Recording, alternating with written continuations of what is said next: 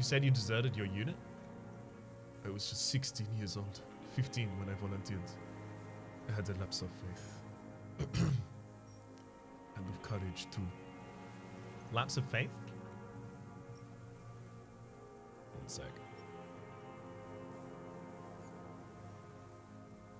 Just quickly gonna turn it back down a little. There we go. You could say I misunderstood the historic role of the proletariat and thought Masovian socioeconomics were fallible. For a moment, I doubted the irreducible laws of historic materialism. A second is all it took. For what? For the reaction to take hold.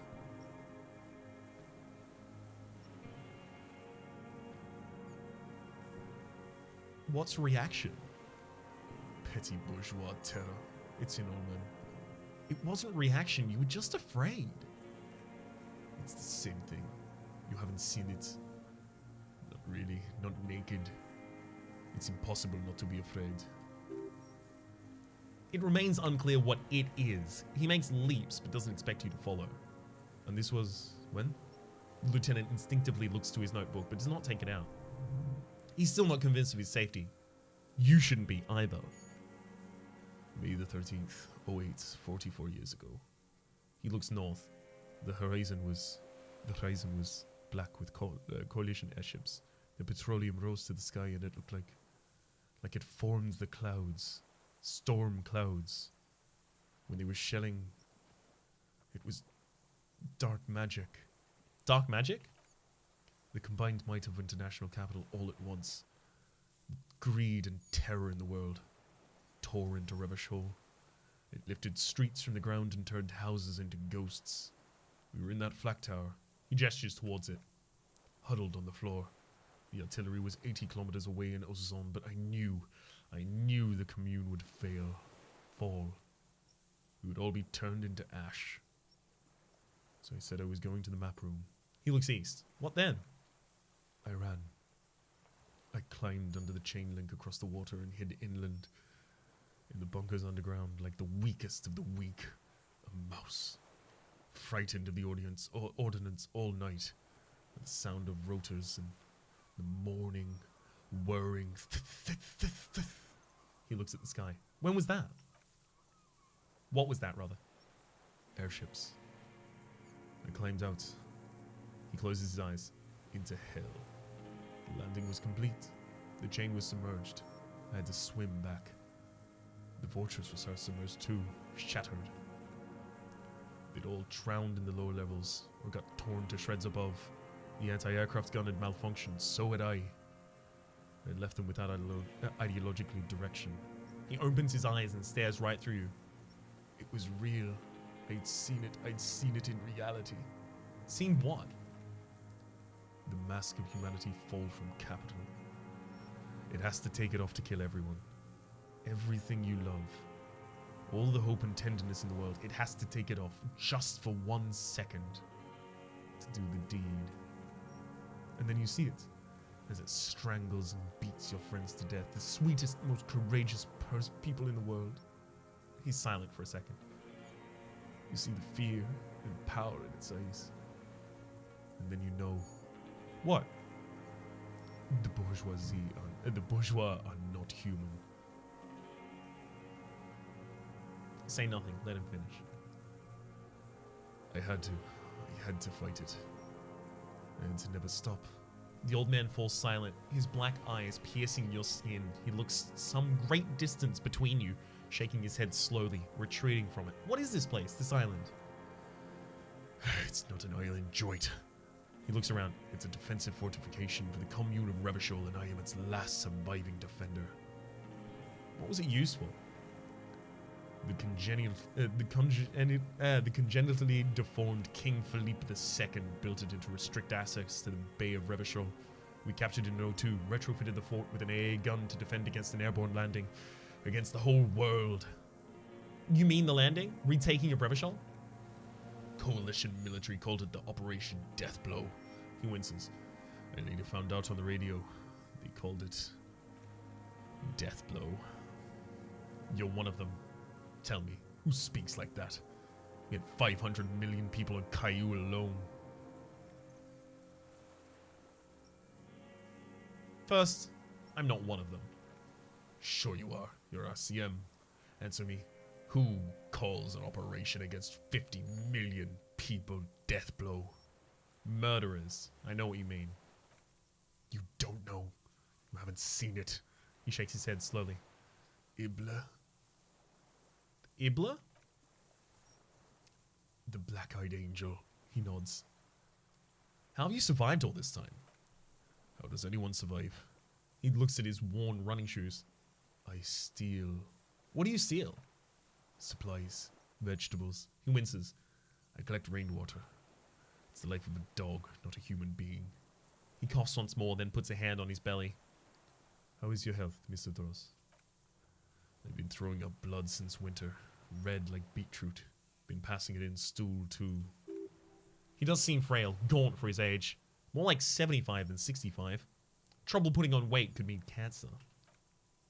The RCM can provide medical services. You need to be looked over. I need to die. A droll smile stretches across his mouth. You don't have medical facilities, you have guns. That's all they give you, toy guns. We have Dramamine and other opioid-based painkillers. You must be in pain. A light goes on in his eyes. He smacks his dry lips. I have been running out of that stuff. There's no way he could manage the pain without them. It's safe to say he's addicted to painkillers by now. You like that Dramamine, don't you? It's the little joys. A crooked smile appears on his face. A dark joke. A sunshiny day. Morphine. This is a serious situation. You need to be looked over and we can do it. There's nothing to look over. The triage is in and it's black. Administer morphine. Moribund. How have you coped mentally? I haven't. I have holes in my brain. Years missing. Others filled with pain only. A decade of... His eyes roll into his skull and back. I don't even know what. Inferno. You notice the lieutenant is about to say something. I would imagine it gets tremendously difficult, mentally, to live in isolation. Traitors. It's better alone. He nods towards Martinet. I watch the people of this city turn the lights back on. More and more each year, ruins glimmering in the dark like a fucking merry-go-round. It's disgusting. He looks down at his shoes, his face parched from the sun and wind. There's a wince of pain in there somewhere. Are they not heartbroken? How could they have moved on? Have you concealed yourself all these years? It was hard in the tens. He shakes his head. They didn't have partisan training. They were searching for stragglers, those bloodhounds. He closes his eyes. Floodlights on the water at night. There were posters, campaigns. We communards still hoped and they needed to snuff that hope out. The East capitulated, Martinet and Coal City were turned to dust. He looks out, but Jamrock, Farberg, and even Coron. Boogie Street, of course, those fucking kips had Mazov coursing through their veins. And others too. Some cordons of Revachol were still fighting. There were cells. I tried to contact them. He shakes his head.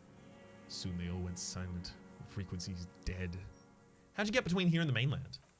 At night. I used a dinghy. He nods towards the deflated tire in the reeds. I only went after dark then. When I got to the city, I stayed underground. Patrols. You lot. The commons too, they'd start snitching. In the city you move underground. From bunker to bunker. He nods. Not anymore. No one cares now. I don't even have to hide. I'm just another antisocial vagrant. I could walk straight into that town if I wanted. He falls silent, his gaze fixed on the shacks huddled together under the water. The weapons cache under St. Ghislaine 22B, point to it, in the basement. Have you been there? He looks to you, then pulls the raincoat tighter around his neck. So you finally found it. There must have been a small squadron's worth of arms in there. Belle Margraves, right? They were damaged beyond use. I know. So you've been there? Sleeping. Some nights, ammo scrounging on others.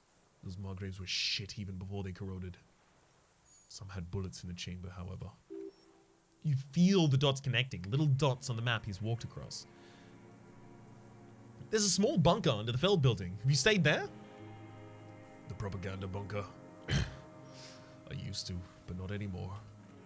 Propaganda bunker? They stored leaflets there. Broadcasting equipment too. Made broadcasts, I think. Propaganda officers, they buried them with their leaflets. They killed themselves. 2 young boys. Killed themselves? A lot of our boys did. Spent some winters there. Never liked it. Kept thinking of them. He stares at the ruins of the Feld building. Need to go underground anymore. No need to go underground anymore. It's better in the ruins than on the ground. One more question. Do you smoke Tia Materi cigarettes? I do. Have you smoked them on the mainland? Point to Land's End. They're good. He nods. Plenty of tar. I like that boy on the pack too. Reminds me of the last century. Why don't you just walk there? I don't want to. They're all traitors. Pigs, rabbits and dogs. Men without ideals or only animals. He doesn't want to see life moving on. People forgetting, drinking, laughing. Tell me another thing. The old man looks across the water at the city, the ruins, the motorways rising above it. You said this is your termless surrender? You're with the RCM. He waves in the general direction. The coalition-appointed mob that enforces bourgeois morals in Revachol. A so-called Lieutenant Double Yefritor.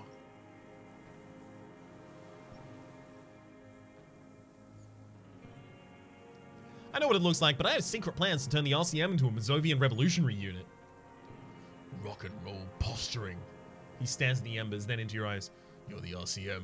You represent Moras International, the enemies of humanity who took this city. I represent their adversary, the Parti Communiste Dienslinde. Take me to them as a prisoner of war. I've relinquished my weapon I can no longer serve. No superiors can relieve me of my duty. You bulldoze them all to a mass grave for trying to free humanity. His hand shakes as he breaks into a coughing fit. A spray of blood from his mouth onto the black charcoal in the fire pit. René, the royalist on the coast, said, "You never signed this Revacholian instrument of surrender." Liberal reactionaries signed that instrument. Traitors! We should have been burnt alive. He draws his breath. I answer to the Communist Party. Is that part of why you've been here all this time? Because the party didn't surrender? He wipes the blood from his chin. Understood. I don't think you did.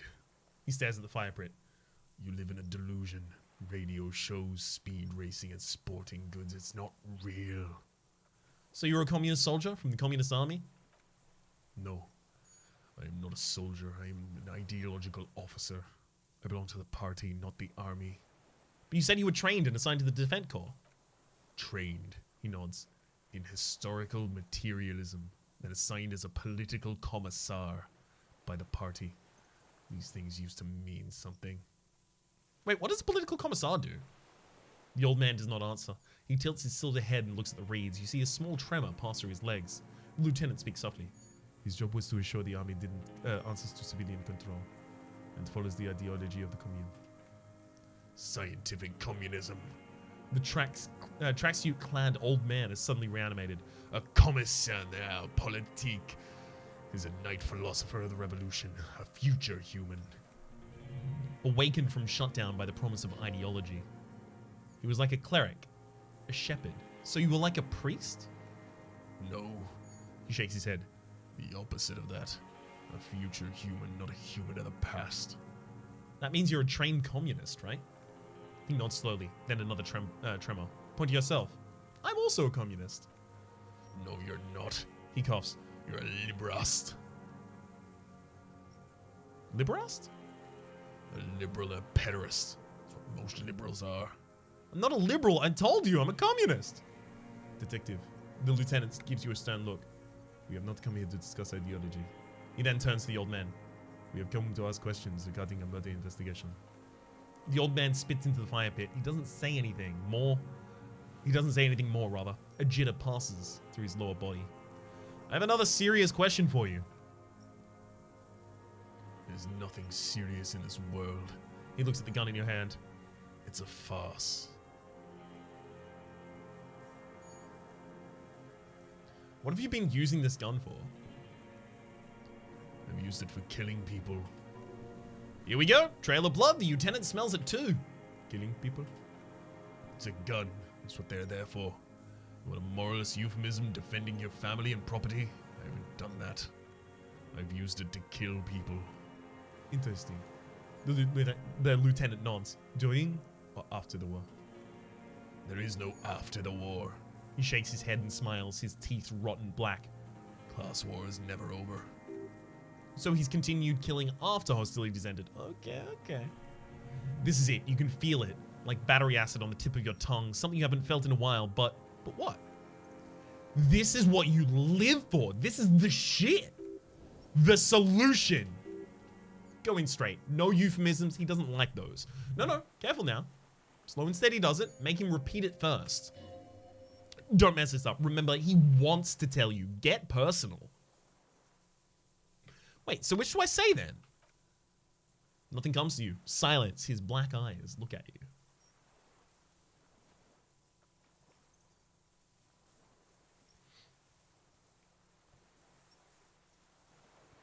Did you use that gun to shoot and kill a mercenary on the coast? The who know?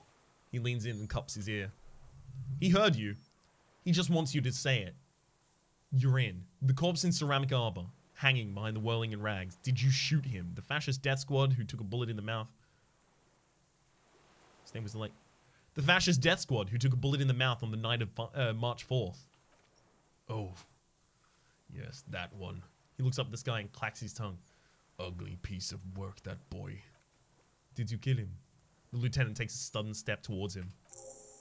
I am a son of a welder and an officer of the commune of Revachol. He spits a big one on the lieutenant's feet. I don't collaborate with murderers and pederasts of the liberal regime. A drop of blood in the saliva. Exhaust him with proof. Pile it all on him. Get a confession. The scent of blood in the air. But what else? There was something you can't remember. Something about the tracks? Suddenly all those tracks are so confusing. Go with something else first.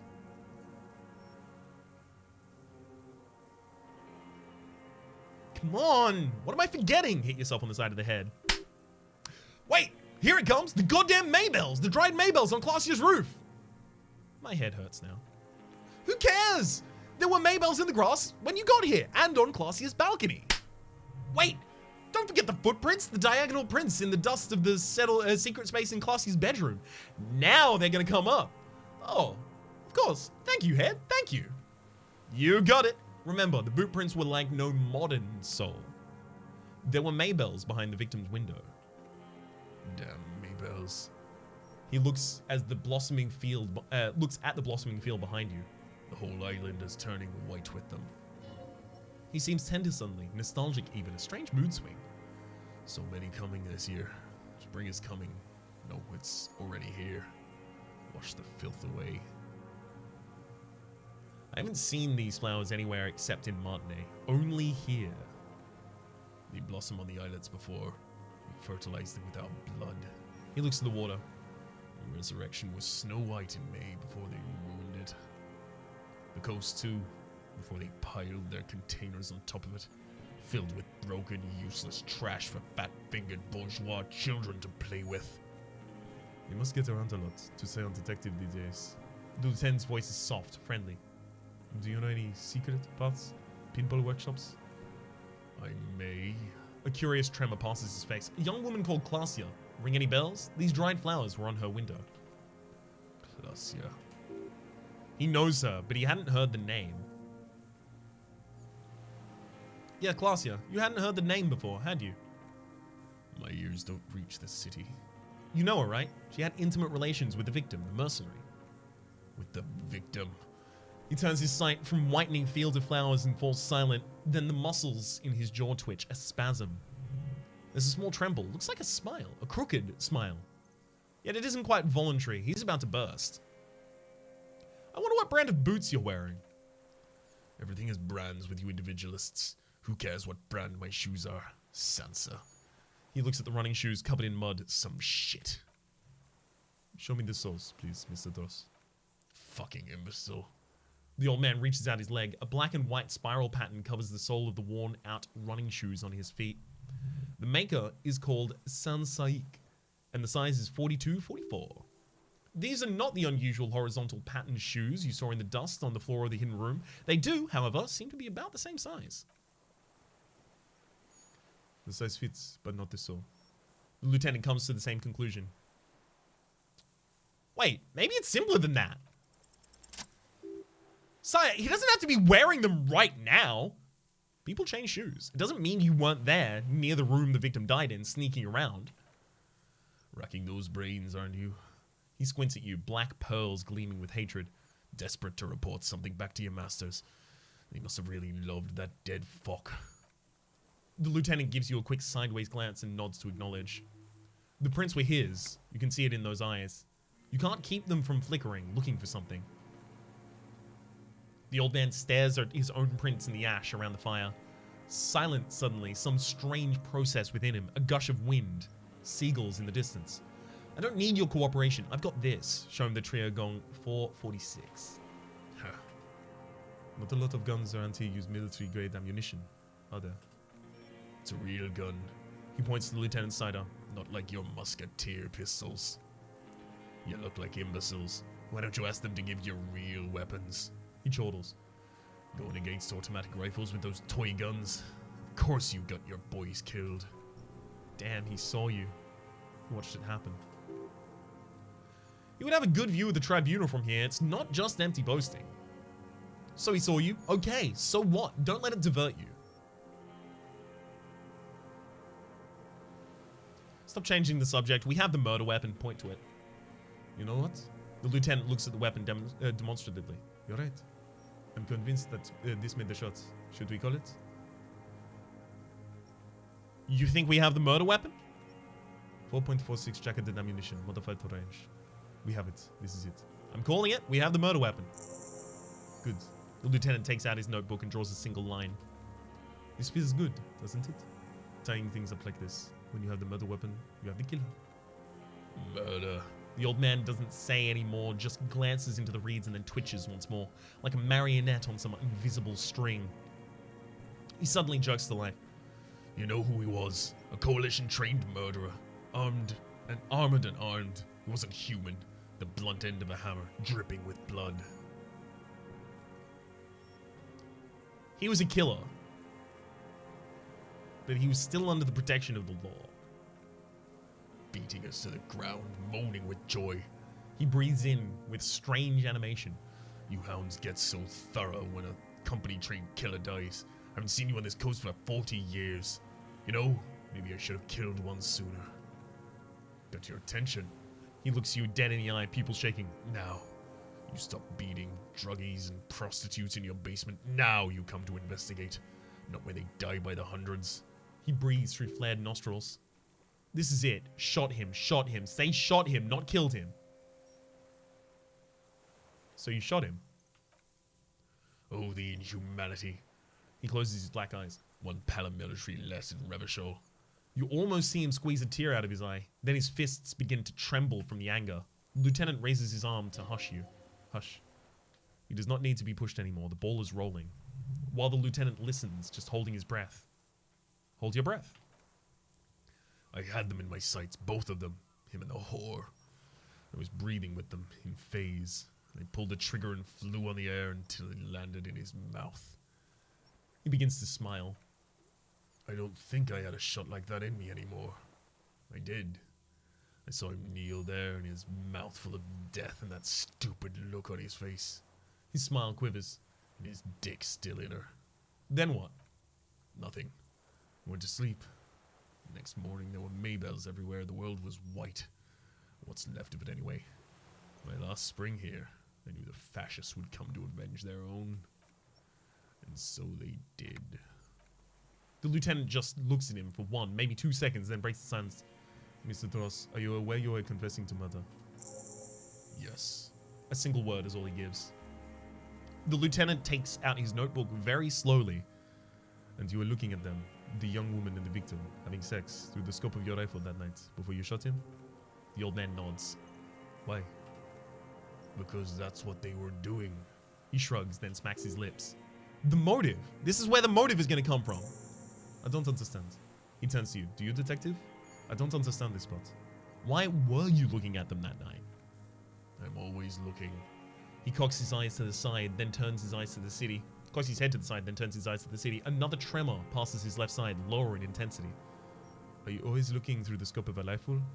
He explains. I'm just trying to understand. A rifle's scope has the best magnification. Helps him see all this shit. And if you don't like it, if it's part of all the shit you see, then you pull the trigger? Yes. He looks at the lieutenant in the eye.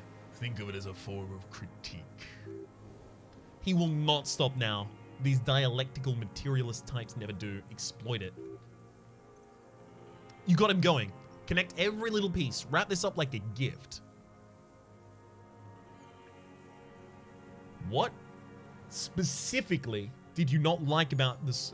What you saw the night of the murder? Them fucking. He looks at the child ward. I didn't like that. So you were jealous? Jealousy is a reactionary concept.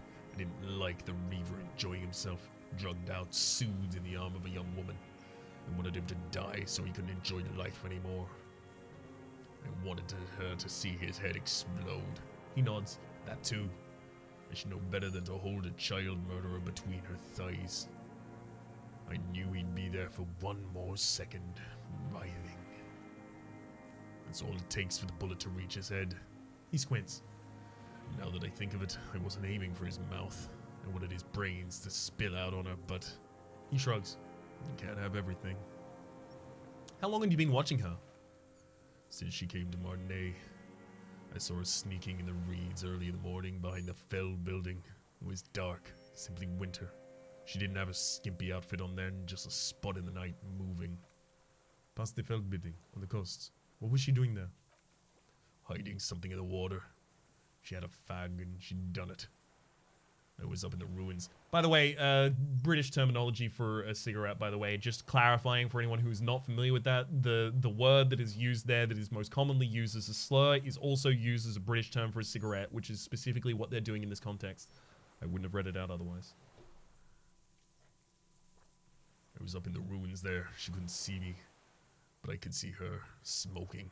She was nervous, but not scared. What do you think she hid there? Her passport and tickets to Villiers. He coughs. And from there to Cash Broom. The Free State of Seminine. Hidden away in the edge of the earth near the Pale. Some kind of hidden container on the coast? You looked into it? Yes, after she'd gone. It was a submersible. Well made, actually. Sloppy. We should have gotten her to tell us about this. The lieutenant mutters to himself. Did you take the documents? No, I put them back. Why would I take them? I'm not going to fawn. He seems confused momentarily. Or, I mean... Moving on. Did you continue watching her after this? I did. He almost smiles. She had a face like an archipelago with those birthmarks. And a body hard and lean and bruised all over, black and yellow. I could see she'd taken a beating. I could see who she was too. He nods. A spook. On the run. Revachol's the cloaca of capital now. All the bagmen and drug dealers, armed dealers end up here.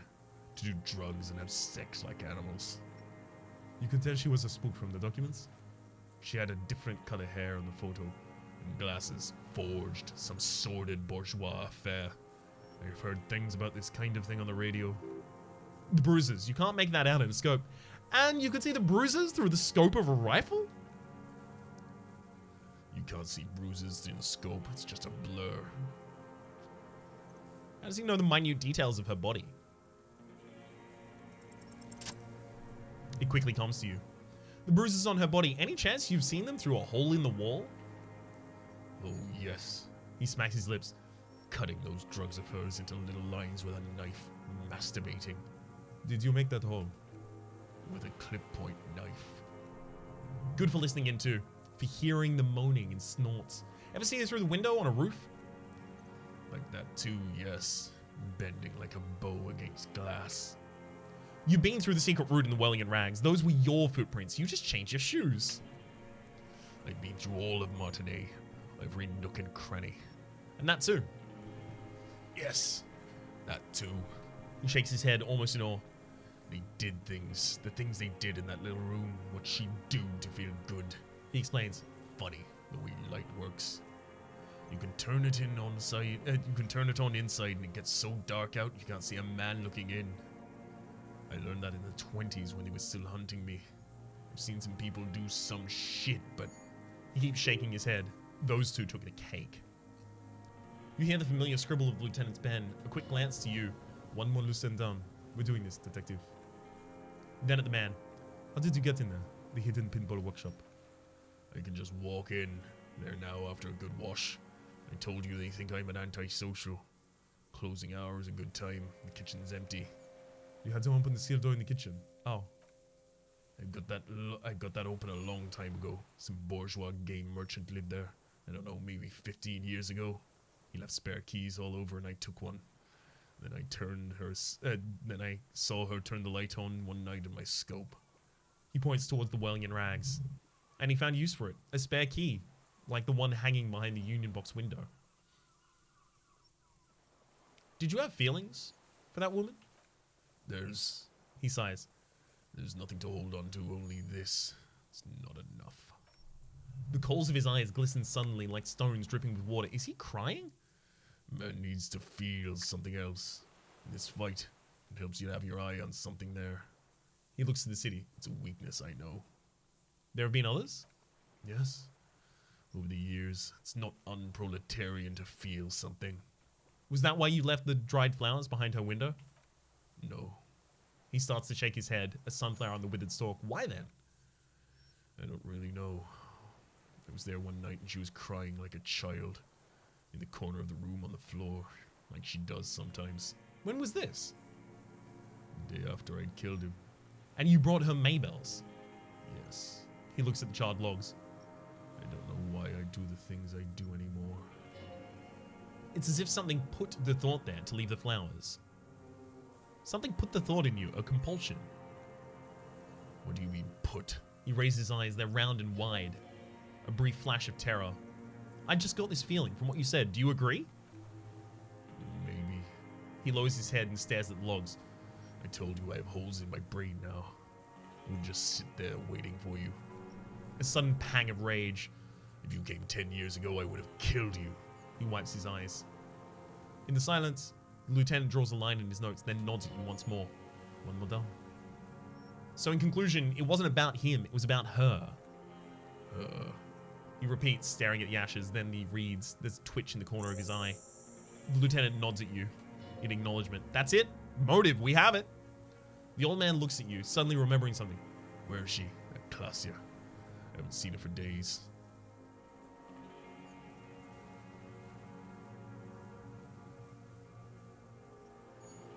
She got away, but she let us here first. She figured out someone was watching her for the sea fort.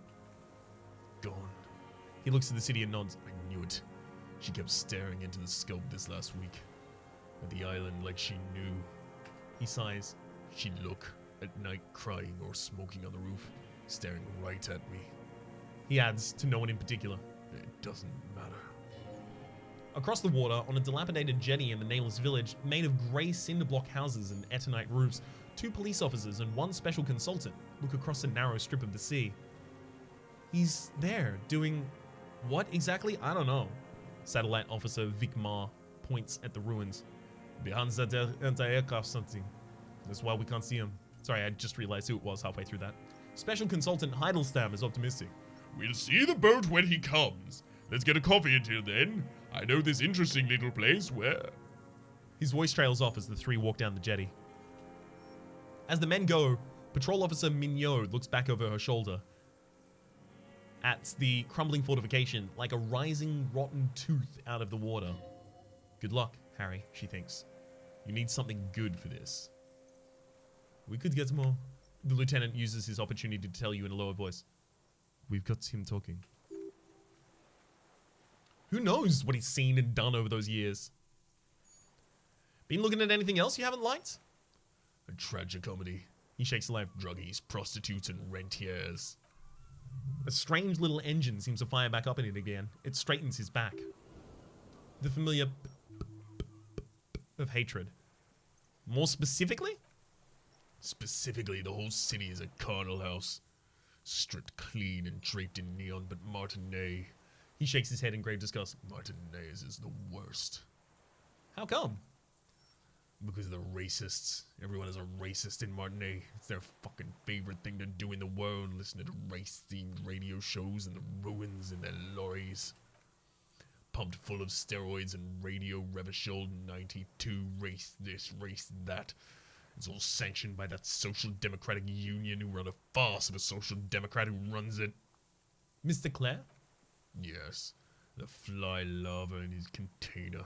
He let out some nihilistic advertising yuppies erecting a statue of Philippe III, a syphilitic murderer on the town square, to spit on the working class. Let him finish, don't interrupt. Not since the serfs of ancient Paracarnassus has history produced a more inert social class than the Martinez proletariat. The rest of Revachol at least pretends to rebuild. These people still live in the ruins. Intense, like animals. He points to the church. Like those boom morons on the ice. A pity they didn't drown in that tent of theirs. He keeps shaking his head with sorrow for the sight he missed. Nod? The worst of them was that blood-drenched suppliant on a yacht, licking her lips. The old whore's gone now. Her gun-toting porcelain men are dead. So actually, no. This worst is the old cock parading around in that uniform, throwing balls all day. It's not enough that the racists and liberals are dousing our graves. The old loyalist ghouls still parade around the ruins too. Every morning he's there, while the parasites he fought to protect are off in Ozone or Croyan Moraine or some other island they built their palaces on, feeding on drugs and having sex with their own children. Say nothing. That's all the rich really want. Sex with their own children. Throughout history, even in the royal bloodline of the suzerain, it's all just an excuse for them to have sordid sex. At least that old cunt Frizzell is now dead. Just nod. We did good when we pushed him under that horse car. If only in the 30s, those disco whores. What follows is ominous mumbling. You can't make out a single word. The disco whores are too much. Hatred shuts down his brain's language center, leaving only nonsensical sputter. There was something about a statue and nihilistic advertising agency people might be worth investigating. And the Sucreant on her yacht. Joyce? Yeah, probably. Disco whores? Whores. Is all he said. Even that word has to be pushed through his teeth with great force. The rage seethes too hard. There was something about the statue on the roundabout. And syphilis? Syphilis is a disease Philippe II contracted in a whorehouse. He fires quickly. The statue is an abomination. Abomination? The bacteria entered his brain and made him squander trillions on sparkling wine, cocaine, and monuments of himself. His son, Philip III, the insane, had contracted syphilis in the womb. He breathes in through a wheeze of hatred. That is technically possible, although Philippe III was not actually syphilitic. He was just mad. He still went on to govern Revachol for 25 years. We lost 2 million lives toppling that mode of government. And those grotesque statues, hundreds of them. But it's still there. What a keen remark. He sputters. Yes, it is, isn't it? It's still there. Do you know why? Because the king is holy and his statue is indestructible. Say, because the king is holy and his statue is indestructible, but mean it ironically. Because cynical advertising yuppies erected a deconstructed version of it. Because the king is holy and his statues are indestructible, but say it ironically. No. Cynical design cockroaches like you erected a new, ironic version of it. We tore it down with honest working class plastic explosives, but there it is again, grinning. He shakes his head in disgust. Art is a bourgeois establishment. It's an affront to humanity. Every gallery should be bulldozed and the artist should all be given 30 years of hard labor at Yekko Qatar. Wait, the bullet hole in Philippe's heart. The statue being shot. That was him! It had to be. He's already proven capable of taking a far more complicated shot than that from here. It was you. You shot the statue. There was a bullet hole in his heart. I did. He nods. A needless sentimental gesture. I should have spared the bullet for deformed monster of liberal capitalism. Shameful, really. Yes, shameful. The lieutenant takes out a quick note. So many others to punish over the years. That's right. Isn't that right, detective? So that's it for the statue then. Tell me, Mr. Draws. The fat union man let them put it there. Corrupt as he is. Probably got a fat check for a two-shed with the law. Keeps having opinions about the union's leadership. You mentioned the union is social democratic and that Mr. Clare is farce of a social democrat. Another hideous disappointment. He pokes in the ash. Unions are the real enemy, the true enemy, the proletariat placating the masses. Disappointment. So personal. He displays a familiarity with the union's top brass. Who's a disappointment? Everard Clare? That deformed toad. I wouldn't expect him to wipe his own ass. I mean the brains of the operation, the smart one. I know. It's Tom, isn't it? It's old Tom. I may have forgotten his name. Was it not Tom? Tim? Tiny? Someone? The guy outside his thing. You mean Edgar, Everard's brother? The old man chortles with a nod. He talks a big game about uprising and social base. They must have sent the smart one to University in Le Jardin, where it's alienation this and hegemony that. You talked to Edgar? First against the wall with him. He stopped poking at the ash now and just shakes his head. The Clares wouldn't miss a man hidden in our backyards. Not all this time. Nothing happens in Martinet without them knowing. Of course. Maybe the Clares asked him. Have you approached them? I haven't approached anyone. I've hid. It was Edgar who came to me. How did he know you were here? He didn't just stumble in like an oaf. He nods to you. He figured it out. Some kids told him about a monster on the island. I told him he has brains. He points to the path leading to the tower. Stepped right off that boat and walked down where you came. Even kept a door open for him. Thought he was a man of the left. Would rat me out. He's right about one of those things. When was this? 20 years ago. Neither of them could walk now, could they? They were less fat then. That's around the time the Clares came to power. What did you talk about? Edgar did the talking, paid his respects like I were a fossil in uniform, offered platitudes about the struggle, flaunted his pink degree, even quoted Mazov. Nobody, never trust a social democrat who quotes Mazov. He suddenly remembers. Oh, and charity too, they love their charity. Offered me blankets and social housing. They still had the gas cooker he brought. And he let you be here? Let me be here? He looks around. The ZOC. I already forgotten what that stands for. He's an unlawful successor to the commune of Revachol. We took this fortification from loyalists. Even then, the Clares understand this.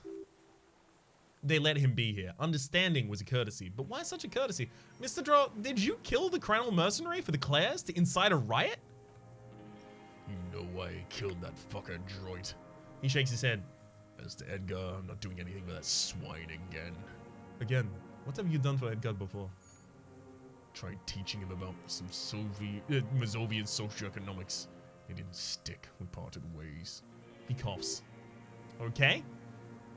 But he didn't do the hang ban for them. But he is insinuating something.